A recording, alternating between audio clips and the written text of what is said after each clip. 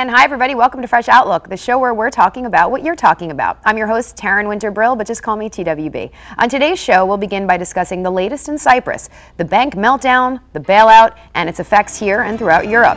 From there, we'll change gears and tackle Google Glass, GG. Google's latest innovation is sort of like a smartphone for your face, but many opponents are raising privacy concerns. We'll weigh in. From there, we'll segue to March Madness, of course. The NCAA tournament is big business. So we'll go over the numbers and whether or not big money is ruining college sports. And finally, speaking of money, we'll take a look at some celebrity tax problems along with advice for the average person. But before we get the conversation started, let's meet our all-star panel for this week. Let's begin with Yohuru. Tell us who you are, where you're from, and welcome. Hi, thanks for having me. Yohuru Williams, Chair of the History Department and Director of Black Studies at Fairfield University in Fairfield, Connecticut. Terrific. Welcome, welcome. And Lady in Green, Jackie. Yeah, hi. This is Jackie Guzda, and I am the media analyst for Ebru TV. Terrific. Welcome, as always. And Dee Dee. I'm Dee Dee Benkie, and I'm a political cultural commentator, former aide to President Bush, and a blogger. Terrific. Nice color coordination team, by the way. Easter. Easter, right? Happy Easter, Passover, etc. But first, after a nearly 2-week shutdown to negotiate an estimated $13 billion bailout package, banks in Cyprus reopened this past Thursday. Let's take a look. Recently, the small island nation of Cyprus has been the scene of an epic monetary drama. Banks in the country held more debt than cash. Private savings were set to be levied, and as the public rushed to withdraw funds, banks closed for weeks. Critics have blamed the recent meltdown in Cyprus on out-of-control banking, a corrupt tax system, and even money laundering by Russian mafia. However, whatever their cause, the economic troubles in Cyprus are far from over. As banks reopened near week's end, citizens were expectedly tense. The Cypriot government has yet to reveal how it will come up with the $7.5 billion it will need to gain a $13 billion rescue from the EU and the IMF. Protesters, fearful that a bailout will mean austerity cuts similar to those faced by nearby Greece, took to the streets with their anger. They forced us to take these austerity measures, and the people has done, in my opinion, nothing wrong. It's the banks should pay, not the people. Meanwhile, across the Atlantic, observers in the U.S. want to know what events in Cyprus could spell for their own economy. Could Americans also be in for trouble unless more oversight is placed on Wall Street banks, banks that many believe are just too big to fail? Joining us, we have another guest to add to our panel from our DC bureau. We should have Elena Panaritis joining us. She's an economist. She's worked at the World Bank and was a member of the Greek Parliament from 2009 to 2012. Very impressive, Elena. Welcome. Welcome. Thank you. Terrific. I'd like to start with you. Can you just briefly summarize exactly, sort of in layman's terms, what happened in Cyprus and who's to blame? Well, Cyprus ran out of money in terms of its banking crisis, and it was very close to defaulting.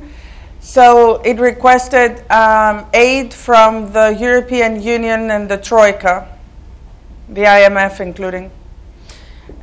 This request was initially requested sometime in the summer of 2012.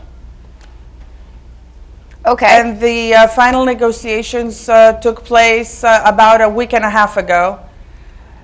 Okay. And so $10 billion euros have been given as have been approved to be given as a loan from the Troika, but 5.7 billion euro, which is about $7 billion, need to be contributed from the Cypriot economy itself. Right. And how do you feel about the resolution, sort of a raid on depositors' money? Was that the way to go, in your opinion?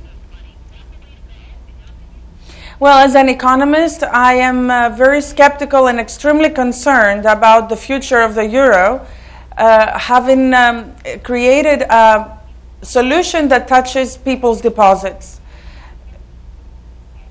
You usually don't touch people's deposits, no matter how small or big they are, because that actually touches the confidence level and the trust level that is the underlying element for a market to operate and an economy to grow. And you know, it's not only small Cyprus that matters in this point, but all of Europe, because a lot of countries that do have possibilities of future default of their banking sector will start thinking twice about asking help from the European Union, or will be very much scared that the next thing that's going to happen to them is another haircut of their own deposits. Right. So let me ask you So this. that may generate a high level of bank runs, possibly, who knows? Right. Before the panel weighs in, what do you think they should have done then? If not a rate on depositors' money, what would have been the best solution here?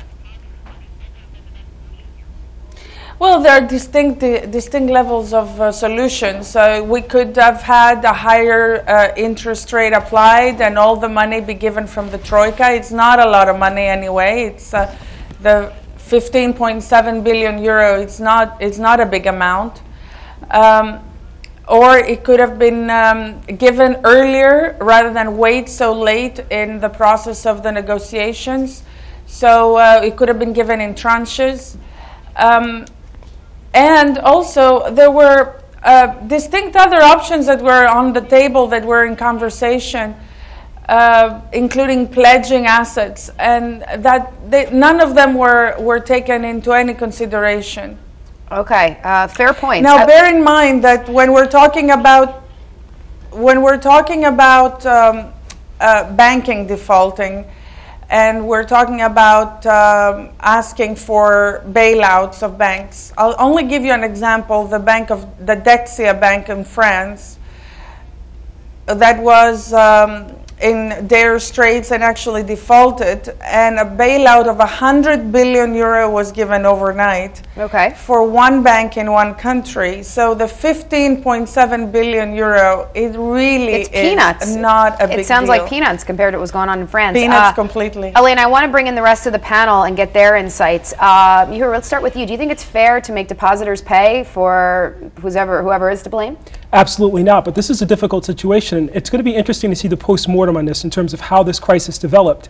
Is it a question of money laundering as was introduced in the piece, or was this a situation where Cypriot banks looked at Greece and saw some potential in terms of investing in Greece and trying to take advantage and maybe perhaps profiteer off of what happened? Then the question becomes for the IMF and the World Bank and the other entities, do we want to get in the practice of bailing out financial institutions and countries where this just becomes a revolving door? So even though it's peanuts compared to what happened in France. It's the precedent that it's setting and the principle. Jackie, what do you think? Yeah, I think if you watched those videos this week, it looked like a bank run. It was very scary.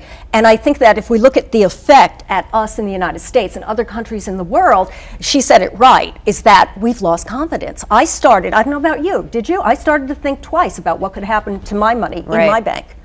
Right. What do you think, Dee Dee? Yeah, I think Did you think twice, 3 times? Oh, well, I think it's worse than a bank run. I think it was a bank robbery. I mean, how in the world can you take them? It's 40 to, some say 80% of folks that have money in the bank. I mean, and then they can only withdraw $300 a day, so they make sure and they keep the money. I mean, that is absolutely wrong. And actually, you know, I think it points to the EU's failure as well, because they cannot get into bailing out. And we keep talking about peanuts. I like to look at it more as a seed, and a seed for something growing that is very, very bad. Even though that would not affect us directly, it does if it affects the EU, it affects Europe, and then it does affect the United States, and it can be a worldwide effect. It's a very dangerous precedent. Do you guys think that the EU is taking advantage of smaller states? I mean, we know that Germany holds a lot of power in the EU, but what about these small, like Luxembourg and Cyprus? What do you guys think? I think EU is a big failure. Go ahead, Dee Dee. No, I'm sorry. I just feel very strong about it. They've not let Turkey in. They've made a lot of bad decisions. And obviously, you know, Cyprus is very small, so they're just going to be cast to the side and they're not going to get what they want. So a program like that, I think that Cyprus needs to be indigenous and they need to go back to what they were good at, which was tourism and some other things that, you know, works for them instead of being reliant on the EU and these other countries. It just doesn't work out well. I couldn't agree more. The problem with the EU, the selling point was that smaller states would have more strength strength and economic stability within the union itself. And that hasn't proven to be the case most recently. So we look at this situation, we say, Cyprus, in some sense, we understand why they'd want to remain in the European Union, but at the same time, long term, how do these small states look at themselves in relationship to Germany and France that seem to get all the benefits? Whereas again, they're looking at a bailout here, which ultimately may spell doom for the economy and for the people of Cyprus either way. Yeah, I think you're right. I think that the EU is not mature yet. It's been around how many years? 10 years now? Something like that?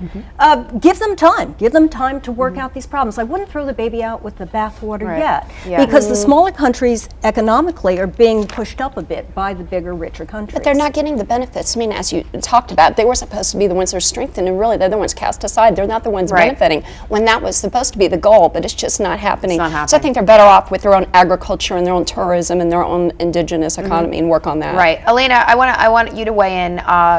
Elena, are you there? Yes, I'm here, and I'm very much enjoying listening to all the panel because I'm very much on the same tune. I mean, what are your thoughts based on what they said? So you agree? And I'm also curious, who you think is to blame? I wanted to get your take on the sort of Russian investors and foreign investors sort of throwing their entire country's savings into places like Cyprus. And are they taking advantage? Well, I'll tell you exactly in 3 words if I can. First of all, I think the precedent is not generated and as important in relation to what the European Union has done, simply because the European Union has never played an important role in the markets, and it's the first time it plays an important role in the markets. And frankly speaking, no one cares about the European Union in terms of the markets. Everybody cares of what the IMF does. And that's where the problem is. And the international precedence is really very critical, that the IMF has signed an agreement that touches depositors' funds. And that's what really, really scary to me as an economist that has worked at the World Bank in the past. I find that very dangerous. The second thing is, I think the IMF were, if you wish, taken back by the European Union in looking at the Cypriot issue as a very minute, small little economy. They were convinced that a 0.2% contributor to the GDP of the European Union is not really going to blink the markets. And then, of course, they didn't pay attention to the principles of economics, which suggest that size doesn't really matter if you touch the principles of the actual forces that make confidence operate. Gotcha, Elena. And then they came up with a dressing of Russian money and money laundering and so on. And frankly speaking, Switzerland is the #1 country in money laundering. Cyprus comes number 20, and in between we have, including the United States and Germany and so many other important countries within quotation marks. Gotcha. Well, so I think right now we're trying really hard to make something look better than what we really want to say, that we didn't think through very carefully that program. Okay, well, hopefully we'll all learn from this. Thank you, Elena, for your insight, your financial insight specifically. Thank you. Appreciate it. We got to go to break, but just, a quick mention, I don't know if they mentioned it in the piece, but the assets of Cyprus are 8 times the GDP, and you look like a country like Luxembourg, their assets are 23 times their GDP. So it's sort of, these little countries, you have to wonder, it just doesn't seem right. So these things aren't so surprising to me in the end, but I can't have you respond because there's no more time. We got to move on. I get the final word. Coming up on Fresh Outlook, Google Glass, completely changing gears. What is Google Glass and why your privacy might be at stake? We'll get into it next on Fresh Outlook. Stay with us.